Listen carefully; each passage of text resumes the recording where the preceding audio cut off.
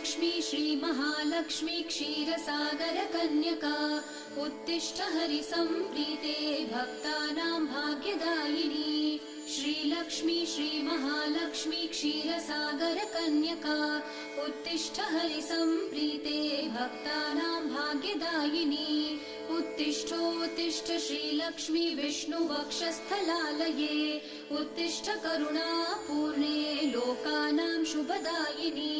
उत्तिष्ठोत्तिष्ठ श्रीलक्ष्मी विष्णुवक्षस्थलालये उत्तिष्ठ करुणापूर्णे लोकानां शुभदायिनी।